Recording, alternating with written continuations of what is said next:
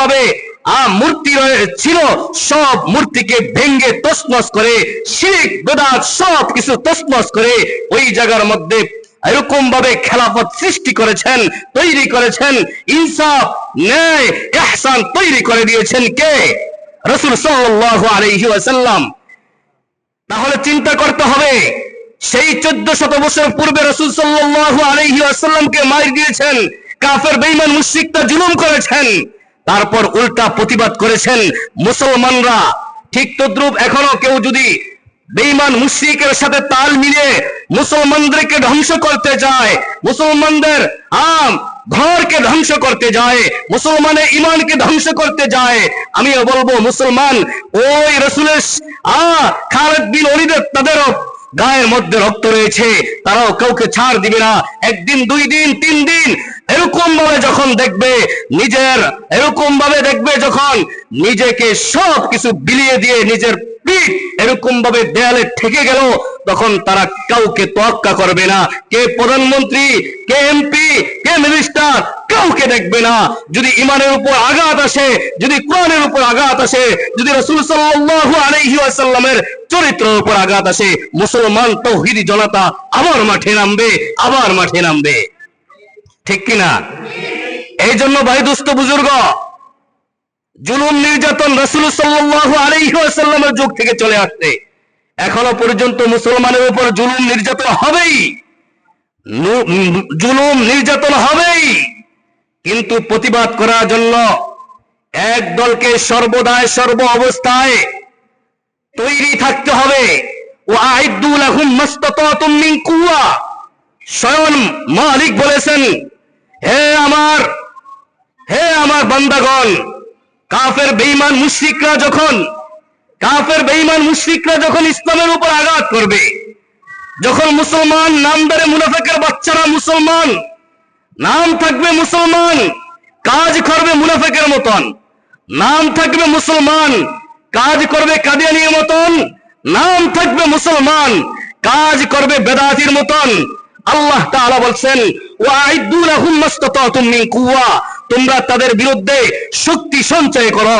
যেই কোনো সময়, যেই কোনো অবস্থায় যখন ঘোষণা আসবেই জিহাদের মধ্যে লেগে যাইবা, জিহাদ করতে হবে। এই জিহাদ দ্বারাই ইসলাম প্রতিষ্ঠা হয়েছে। এই জিহাদ দ্বারাই যতদিন পর্যন্ত পৃথিবীর মধ্যে জিহাদ থাকবে, ততদিন পর্যন্ত পৃথিবীর মধ্যে ইসলাম টিকে থাকবে। যদি জিহাদ শেষ হয়ে যায়, যদি জিহাদ নিমজ্জিত হয়ে যায়, খোদার কসম করে বলি এই পৃথিবীতে ইসলাম কোশ্চিন কেউ টিকে রাখতে পারবে না। এই জন্য আমি সকলকে বলবো, মুসলমান দাবি করেন আলহামদুলিল্লাহ, ওয়াইদু লাহুম মাসতাতাতুম মিন কুওয়া, সর্বদাই সর্ব অবস্থায় কাফের বেঈমান মুশরিকদের বিরুদ্ধে শক্তি সঞ্চয় করো, বুকের মধ্যে লালন করো, শহীদি তামান্না বারবার আল্লাহর কাছে বলো, আল্লাহ শহীদি মৃত্যু দান করো। খোদার কসম করে বলি শহীদি মৃত্যু হবে, আর সরাসরি ওই অবস্থায় আল্লাহর কাছে পৌঁছে যাবেন, আর বলতে পারবেন আল্লাহ ইসলামের জন্য জীবন দিয়েছি, রক্ত দিয়েছি, বিবিকে এরকম ভাবে বিধবা করেছি, আমার সন্তানকে এতিম করেছি। খোদার কসম করে বলি আল্লাহ তাআলা বলবে বিগয়রি হিসাব, যাও হিসাববিহীন জান্নাতে চলে যাও। এই জন্য আমরা সর্বদাই সর্ব অবস্থায়, মুসলমান তো অভাব নাই, দাবি করি তো মুসলমান, কাজ কর্মের মধ্যে মুসলমানিত্ব নাই, দাবি করি মুসলমান, লেনদেনের মধ্যে মুসলমানি নাই, দাবি করি মুসলমান, চলাফেরার মধ্যে মুসলমান নাই, দাবি করি মুসলিম, রাসূলের উম্মত, কৃষ্টি কালচার ইহুদি খ্রিস্টানের 3.5 হাত বডির মধ্যে রয়েছে। এই মুসলমানের কোনো দাম নাই।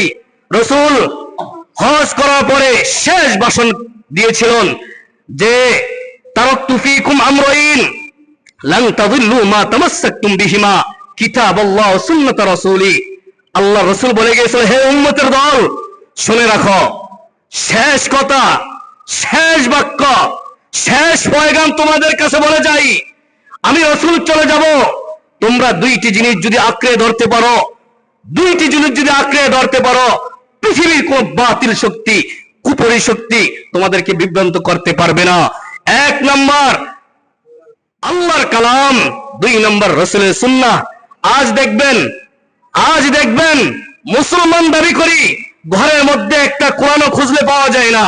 যদিও কোরআন থাকে, মাকড়সায় বাসা করে রাখছে, দেখেন ময়লা পড়ে রয়েছে, কোরআন নাই, কোরআন চিনি না। কোরআনের কথা বললে বলে হুজুর আপনারাই পড়েন, কোশ্চিন কালেও না। একটা সুন্নত 3.5 হাত মুড়ির মধ্যে যদি তাকাই, সুন্নতের কোনো গ্রান পাওয়া যায় না, সুন্নতের কোনো গ্রান পাওয়া যায় না।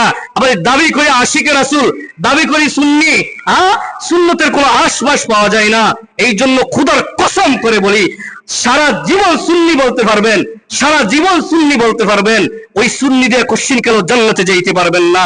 যদি 3.5 হাত বড়ির মধ্যে সুন্নতের কোনো লেশ পেশ না থাকে, এই সুন্নি দাবি কইরা কোশ্চিন কেন জান্নাতে যেতে পারবেন না, খোদার কসম করে বলি। বিশ্বাস হয়? সুন্নি দাবি করলাম, কিন্তু সুন্নতের কোনো খোঁজখবর নেই। দাড়ি ঠিক মতন রাসূলের সুন্নত নিজে রাখতে পারি না। 3.5 হাত বডির মধ্যে রাসূলের রঙে রঙিন হইতে পারি না। 3.5 হাত বডির মধ্যে রাসূলকে কিভাবে সম্মান জানাইতে হয় এইটাও পারি না। দাবি করি সুন্নি আর ওয়াহাবি নিয়ে দ্বন্দ্ব থাকি, কোশ্চিন কেন না, এটা দিয়ে কি করবেন? আসেন, যদি 3.5 হাত বডির মধ্যে সুন্নতকে পরিপূর্ণভাবে ফিট করতে পারেন, খোদার কসম করে বলি আপনি সুন্নি বলতে হবে না, রাসূলে বলবে তুই আমার আশেক। কে বলবে? রাসূল বলবে। যখন আপনি রাসূলের অনুসরণ করবে, স্বপ্ন যুগে রাসূল বলবে আশেক তুমি আসো, তুমি আমার কাছে মোলাকাত করতে আসো। দাবি করা লাগবে না সুন্নি না আপনি ওয়াহাবি। আজ তো আমরা সমাজের মধ্যে সুন্নি ওয়াহাবি নিয়ে লেগে আছি। হ্যাঁ, তাকে দেখেন কয়জন সুন্নতের উপর অটল আছে। আফসোস, হ্যাঁ, যুবকরা এখন চুল কাটে ইহুদি খ্রিস্টানের মতন, কৃষ্টি কালচা তাদের আজীব। এখন যদি বলে এই যুবক, এ বাবা কেন তুমি চুল কেটেছ, বলে আমি মাদ্রাসায় পড়ি না, আমি স্কুলের ছাত্র। স্কুল আর মাদ্রাসার ছাত্র কি সুন্নত